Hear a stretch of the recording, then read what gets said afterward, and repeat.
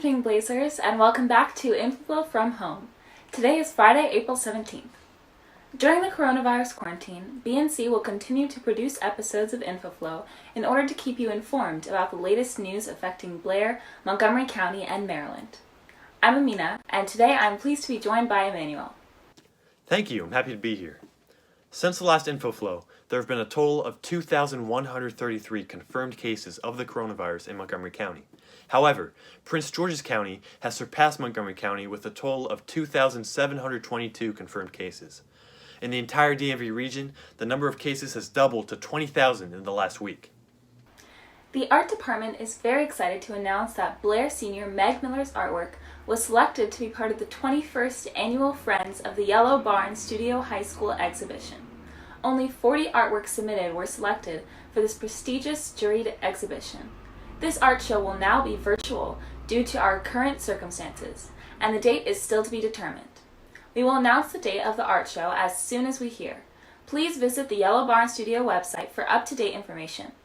Meg's artwork is titled WWH, which was inspired by a song she likes.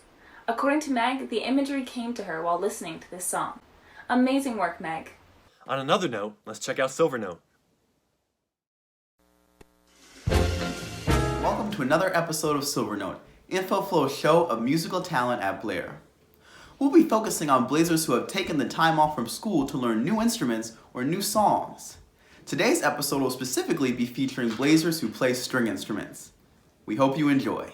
You can count on me like 1, 2, 3, and I'll be there. 'Cause I know when I need it, I can count on you like 4, 3, 2, you'll be there. 'Cause that's what friends are supposed to do, oh yeah. I was doing alright, but just outside of my heart storming. When hiding stars were shining, rings and dropping under light. You wrecked my whole world when you came around and hit me like a hurricane. Talking with my lawyer, she said, where'd you find this guy? I said, young people fall in love with the wrong people sometimes. Some mistakes get made, that's alright, that's okay. You can think that you're in love when you're really just in pain. Some mistakes get made, that's alright, that's okay. In the end, it's better for me. That's the moral of the story, babe. Thanks for watching, Blazers. Be sure to tune into InfoFlow for more episodes. As always, if you're interested in being on the show, DM me at king.canayo or Rebecca Santangelo at rhsantan. Have a great day, Blazers.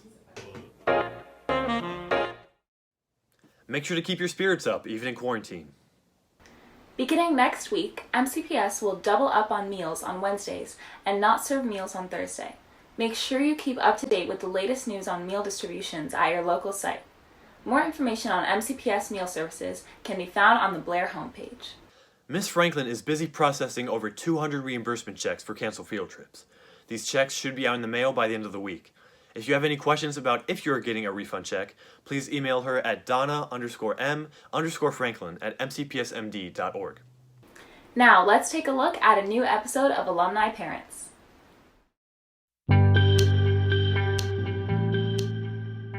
My name is Steve Graham, and I graduated Montgomery Blair in 1977. It was just after I started at Blair that they opened up an auto shop.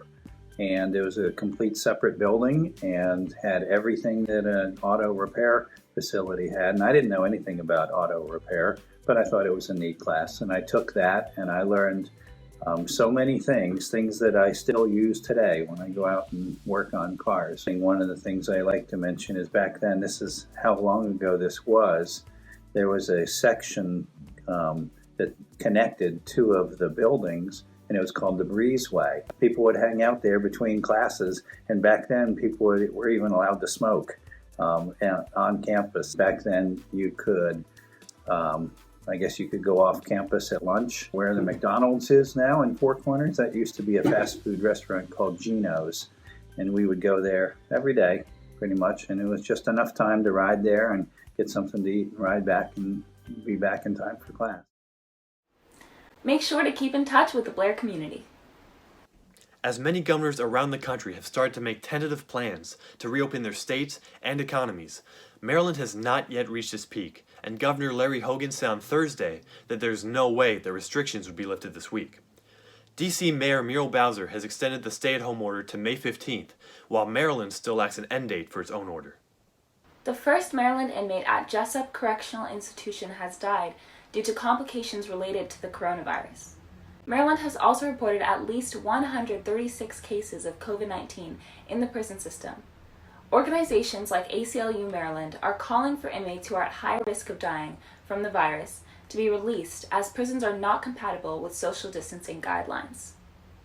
That's all for today's show. Check out our website at bnconline.net and follow us on Instagram at bnc.infoflow and on Twitter at bncblair. We'll be back next Tuesday with the latest edition of InfoFlow from home. Remember to wash your hands, avoid touching your face, and follow social distancing guidelines. Stay safe, Blazers.